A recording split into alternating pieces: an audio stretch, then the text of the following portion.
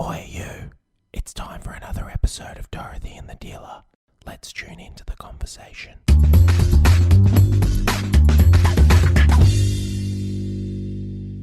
Do you remember that song? 'Cause I know it's kind of funny and I know it's kind of...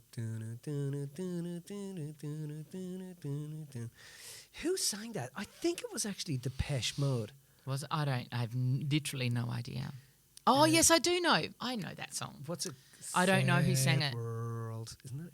It's because You sent me something so cool last night. yeah, that was on one there. Of the songs That was on on it. there. Yeah, that was one of the songs Yeah. on it. It's a mad world, 'cause I know it's kind of funny. That was a and I know cool it's mix kinda- that you sent me. That was so cool. Yeah, I have some Listening to it. cracking mixes at the moment. It just depends on how Made me- hardcore you want to get. Well, it you know? made me want to get up and just party. Yeah.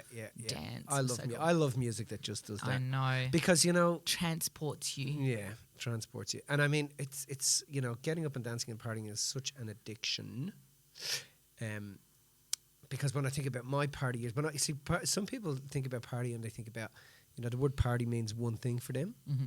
The word party for me means blowing yourself up. Shit 4 loads days. of drugs. Yeah, shitloads of drugs.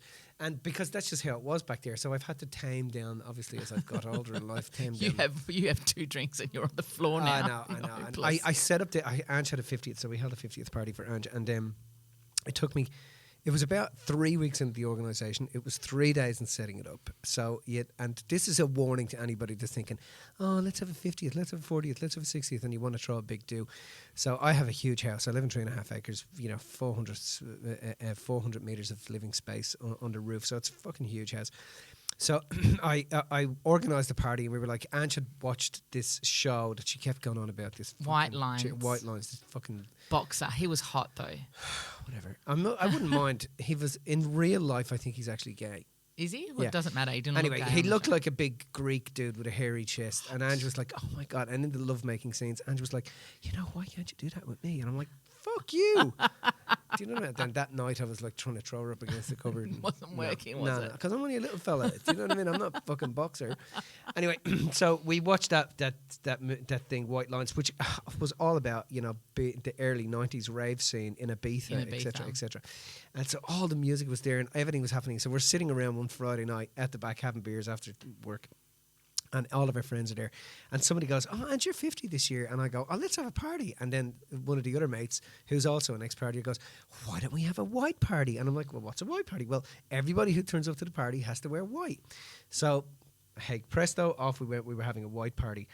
And Ange was kind of in and out. I was the one that was pushing for the white because party. I'd been telling her for ages you need to have a party, and she didn't want to have one. Yeah. And because every year we do the same thing on her birthday, but then next minute I know she's having a party. Next minute. But then, so I was like, yes, absolutely. And I absolutely ate those words. I should never have done that. So 3 weeks out, we're organising the party. And our good mate, Rammer, big shout out to Rammer. She's getting everything organised. And then we get to 3 days, all the equipment's turning up. We gave a budget of X amount of $1,000 for the party. All this equipment's turning up, lighting, everything, and off I go. And I was like 7 a.m. till 9 o'clock at night every day. Didn't even get time to eat properly, just every day, just setting everything up. Now, when the party kicked off, it was incredible. And we invited about 150 people, thinking 85 would turn up. But actually, about 135 people turned up. There's only about 50 people. Yeah, there was short. lots of people. We in the ran house. out of beer within 2 hours. Yeah, I was calling you like, Mitch, We you need gotta beer. go get So more I think we beer." did 600 beers. We did like 75 bottles of Prosecco, 75 bottles of white wine, 50 bottles of red wine. Plus we I had hope 2 all these slushy stats are machines. exactly the same stats you used on the podcast we Okay. did last I don't time, care. because Anyway, otherwise it sounds like you're making I know, but them I up. never let the truth get in the way of a good story. So we set this whole thing up, and I was in bed at 2:30, and I didn't get to have fun because I was trying to say hello to 135 people. Oh, diddums, poor you. No, but I'm just saying, like, if you're going to take on a task like this, you have to really think about what you're doing.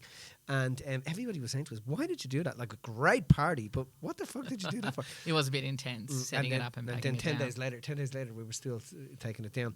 But I think that how did we get onto that? We were talking about. We were talking about the sound, the music, and Ibiza. And the clip you sent me yesterday. Yeah. And then Ange has gone. Ange has decided very courageously to go a year alcohol free, and that's very challenging at home. It's very challenging for you. Yeah, very challenging for me. Very Why? Well, because you think you're trying to deal. Well, there's a part of me doesn't want her to fail, right? And there's a part of me doesn't want to go through the whole process with her of what happens as you come off alcohol, as you wind down. Because you think the alcohol is the problem, but that's not the problem. Like stopping drinking is not the problem. Yeah. It's the cause and then the root. So the cause is the behaviour that happens as a result of the root. So you have the root cause, then you have the cause, and then you have the alcohol.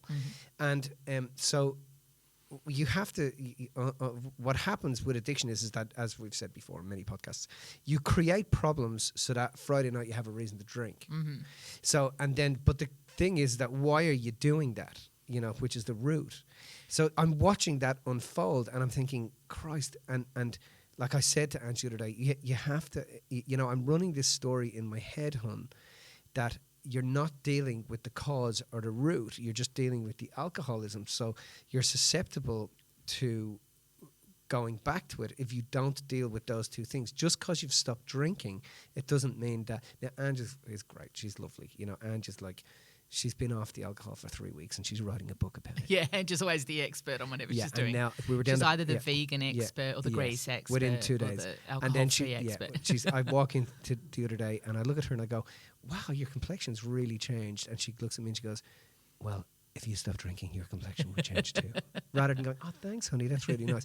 But so I'm trying to navigate around, because I said I'm running this story in my head. And I'm telling myself that because you're not dealing with the cause, and I need you to help me with this, because you're not dealing with the cause or the root, that you're just prolonging the inevitable, that is, you're going to go back on it. So the problem with the cause is that with the cause, there's casualties.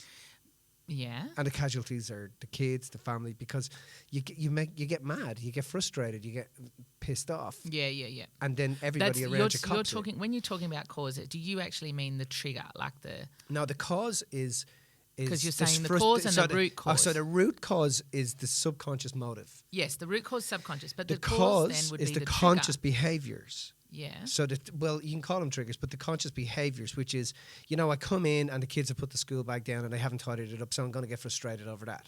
Yeah. So you create all these problems, so you feel more and more frustration, so that by the Friday or the Thursday, you're wishing the weekend on so that you can just escape. You can escape, yeah. From something that you have just not learned to manage. Yes, but and communicate correctly with. But I don't know if I agree with that, because what I think you're saying is that instead of dealing with the... I don't care if you agree. I know, but I'm going to just say my piece anyway. So, what you're saying is that dealing with the alcohol in itself is not enough. You've got to deal with the cause and the root cause. Well, right? if you're going to take the job on... Yeah, I know. You don't. If you're going to paint your house, you don't just paint the fucking doors. 100%. But at the same time, sometimes you just need to do it. Sometimes looking at the cause and the root cause, understanding that they're there is important, and understanding you've got to look at them is important. But the key to doing that in the first place is dealing with what you used to push them down. Because if you use alcohol to push those things down and then you're not using alcohol, then the cause will start to appear. And then you're going to start noticing that, right, I'm not using alcohol, but now I'm getting mad, or now I'm eating more, or now I'm... I don't know, doing something different, and I'm replacing that addiction with something else. So you've got to be aware of it. But the first things first, in my opinion, I think is that you've got to take that out. You've trying to somehow go deep without dealing with the surface stuff is not enough. No, I totally agree with you. That's what I'm saying. You have to deal with all of it. You have to be open to dealing with all of it. Yeah. You have to understand that you've got to be open to it. Just coming off the alcohol is not going to sort the problem out. But I think Ange is aware of that, isn't she? Well, I think that there's times when she is and there's times when she isn't. Does that make sense? Yeah. There's when we're caught up in the emotion of the drama and the cause, you can't hear anything because you're just too emotional. It's like trying to negotiate with a drunk. Yeah. There's no point in trying to negotiate with a drunk because they're drunk on emotion. They can't hear what you're saying. Yeah. So I have to. So at the moment we're in that early stage. I think we're in week 3, and yeah. I No, think at you've this finished stage, week she's 3. wrote the book. She started the podcast. You're in week 4. She'd fucking kill me if she ever finished. No, we're in week 4. Yeah. You're right. But it's like I have to. It's very up and down at the moment, you know, and my heart goes out to her because I know what her intention is. I know where she wants to get to. I know what she wants to sort out. But we have to sort out what, you know, and like she's a great mother. Like she's a fantastic mum. She's really, really good with the kids. But when she's in it, like she's in it. Do you know what I mean? When she's in that cause and it's like I have to be... that's the wrong time for me to run in and go, well, look what you're doing. You know, this is what you do and this is why you end up in that place and this is inevitable. What's coming, it doesn't matter. We're all going to end up back there. So I think I have to just be a little bit... Because it's, for me, I feel... When that's happening, it really drives me towards the kids. I really pull them in close. I do what I can to get them out so we can get out and hang out and do stuff. And so that I can give Ange her space because she's trying really hard. You know, like she's reading books, she's following people, she's in that you know that stage that we talk about in Master Amount of Money? Yes. Where you're always just one emotional trigger away from away from repeating the same cycle again. Yeah. That's how you feel it is. She's in that stage. And it's difficult for me because, Ange, you know, because of what I do, she's like, well, you're just trying to seminar me. Now, who do you think you are? The man at the top of the mountain trying to seminar me? Don't seminar me. I'll seminar you. I'm the one not drinking. And it's not like I only have 1 or 2 beers. And that's if I even do that because I want to get out and ride the next morning and stuff like that. But it's difficult to negotiate that at the moment for me to try and, because when I'm in that, you know, uncertain ground, I just want immediate gratification. I just fucking want her there. Just fucking get there, sort it out, get the route, give me back my wife. Do you know what I mean? I just want it But now. you're always more comfortable when that's happened, right? So you're kind of just trying to get back to your comfort spot at the end of the day, right? So maybe it's not your job to negotiate it. Maybe you keep thinking that you got to sort it out and you got to fix it, and that's not what she's asking for. The opposite to addiction is not sobriety; it's connection. So all she's asking for is connection, not you to negotiate and fix. And because, and Ange, you're 100% right. Ange has the personality when she's in something, she's the fucking expert of that thing, right? I was up there on Saturday night, and she's like. And look, I'm not drinking. And look, and I'm having a great time. And da-da-da. And, you know, everybody's like, can I drink? Or like everybody's in, because they know what Ange is like with that. But it's lovely as well to see because that's her childlike, and that's not, I'm not saying immature, childish or child. Yeah. I'm childlike as in her, her nature is to, you know, is to thrive off that. And I love that about her. But while she's experiencing that, and if she's going through that, and even I understand that there's ups and downs and there's emotions happening, but I think people are really asking when they're in that space, and I know from my personal experience, people are asking to connect. Like they're not wanting you to fix, and you have a habit of doing that. Like I love you. Well, I'm the mender. You're the absolutely. I'm the But that's because it's easy to fix in her what you're not looking at in yourself. I know. Take it back. I know, but it's true, don't you think? Because we're always trying to mend in others. Of course, but I'm talking about you specifically because you were talking about you specifically, right? When you specifically are trying to negotiate and trying to help her to see something deeper, it's because you're not seeing something deeper. I wonder if that's why I'm always waiting for the other moment. shoe to drop. Is it the other shoe? Yeah. Oh, right. Yeah, sometimes. Is it? Okay. Maybe that's why I keep saying I'm just waiting for the moment. You got to pick your arguments. I got to wait for the moment to be able to connect with her because I'm actually trying to connect with me. I've realized not to you know, it's taken me a while. I've realized not to engage when, you know, as much when she's in those places. Do you know what I mean? When she's in that space. And when she gets up in the morning, you know, she doesn't say it, but she you can always see it in her eyes. She'll come over and let you know, hey, you know, yesterday was a bit of a bad day, you know. And I think that's what we have to hold on to be able to go, okay, I get it. Yeah, it's okay. I understand. I get what you're trying to do. I think that sometimes... And then also, I don't want to say something because I don't want to fucking tip her back into it again. Yeah, So I'm kind of like... I understand, but that's not your responsibility. Your responsibility as a partner, as a friend, as whatever it is that you are to another human being, your responsibility is to do what's right for you. And you do that with me all the time. You say, I don't want to trigger something, or I don't want to and that shows that you're not willing to connect. For me, that shows you're not willing to connect. And it's not me you're not willing to connect with. You're not willing to connect with the part in you that has to step up and be in that moment, because in that moment, that's where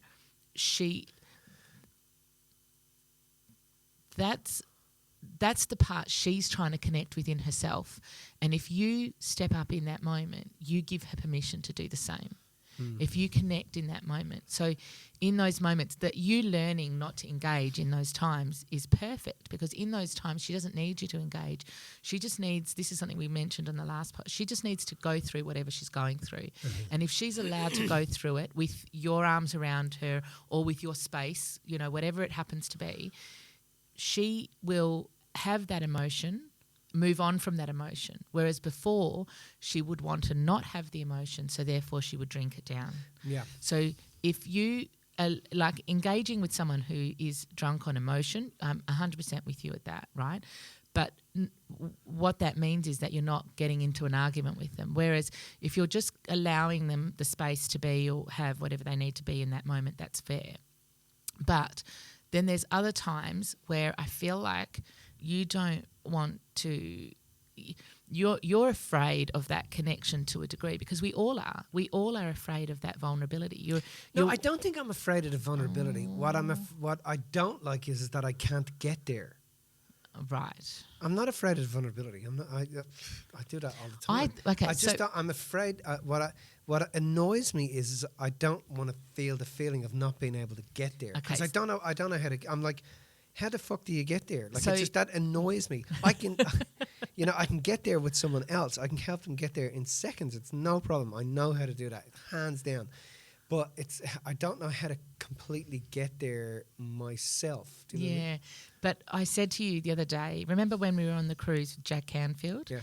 And he was teaching, he was lecturing that day, and he was saying about how we speak to ourselves, that I can't, I can't X, Y, Z. And he said, change the words I can't to I won't. Mm-hmm. And if you say I won't get there, and understand now, asking a different question of why you won't get there, then you'll have your answer. Because you keep saying I can't, because the truth about it is that you won't. You don't want to for some reason. Because absolutely you can get there, and absolutely you do know how to get there. But there's a risk of you going there with Ange that's a different risk than going there with a client. Because it means that you have to be more of you. More of you is on the line. If you are sitting with a client and they don't agree, you can understand that that's their stuff, right? But if Ange doesn't, then that indirectly and directly affects you and your family and your children and X, Y, Z. I suppose because you feel like you've put so much time and history into the person that you, like, if it's a client, you're just like, meh.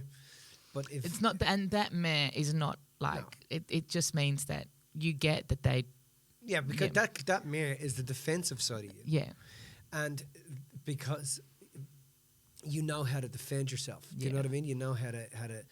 But when it's someone who's close to you, you're afraid you're gonna, of the hurt and the letdown that you're gonna get, because you've known them for so long, and they've been in it with you for so long and so many years, Yes. So I think that's like, I think acknowledging. Have you acknowledged to her how it is for you as well? I'm Are you afraid of doing that? Well, I'm afraid that I'm going to get, it's not all about you, honey, right now, okay? I'm the one that's cleansing. I'm the one that's getting clean, Well, maybe it's not to her that you have to acknowledge it. Maybe it's just elsewhere, or maybe It's even to yourself. Look, I agree. Maybe I need to have a conversation with myself tonight about, okay, you're not there yet, buddy, but at least keep your eye on what the target is and move towards what you want to move towards. Because it's not fair on her that I'm not doing that either. Because it's not about just her, it's both of you in that scenario, because you've built a life together based on the people you were as kids. You know, like you met when you were 17, right? And while you didn't start dating until you were a bit older, you've known each other since that age. Then you were a bit older when you started dating. But you guys have been together for so long now that there's a lot of years gone into that, and now it's time for a new version of you guys to emerge. And it's like this, I don't know, it's just like a next I think it's partly also, I know who I am, and I know how to handle and connect with her when she's using alcohol, when she's drinking, and I don't know who I am without it. And I've known this person for 30 odd years. Do you know what I mean? For just on 30 years. So I know what it is to handle her like that, and I don't know who this new person is. So but also when you're drinking afraid as of this well. new of course. Maybe I'm just afraid of this new version. Do you know I what I mean? think more than anything, I did actually say this to Ange beforehand, but I actually think that it's going to challenge you in that respect as well, because in a way... So I'm going to be like, you're fucking boring. No, not in that respect. But because drink a bottle of Sauv Blanc, will you? No, not in that respect. In the respect that you're both going to be different people. You have to be different. She is going to be more of who she is. She's not going to be pushing some of that stuff down. And yet she might... has she started eating differently, like eating more food and doing other things? She's doing organic Ange's bit. A bit that's happening as well right now. Right, okay. So, which is great because, I mean, she's always been a healthy eater as it was. But I think that all those different things, like she might find other ways to numb it down. But if she's not, there's definitely going to be parts of her that are new to you that you've not really met before. And that's really, really vulnerable for her because she's got to show you those parts of her for the first time. And this is all a process of you doing that. And remember, like I said, you both have had this experience of when you met, and even over the years, you know, alcohol would be a big part in your relationship, like it is in anybody's relationship, right? But that now it's being asked to go to a different level, and I think that there's the rumblings of like uncertainty about that next level is going to be for her, and then it's also going to be for you. I think you're going to be just as challenged by this as she is, because what happens when there's times where you have your pal Ange, right, that you used to go and party together. Do you know what I mean? You used to go out drinking, or you go have a nice meal and a wine, and all of that stuff is different for you. You have to find a different way to do that. And I think that's going to be just as... she's already made up her mind about it, but for you, I think it's going to be just as challenging. So it's going to be interesting to see the how process. Yeah. And I think that this was a good chat, because I think it's good to, I don't know, I think it's good to talk about those things, you know? Yes. Let's see how we go. See you later. See ya, buddy. If you found this information inspiring, make sure you subscribe and tune in to the next Dorothy and the Dealer podcast.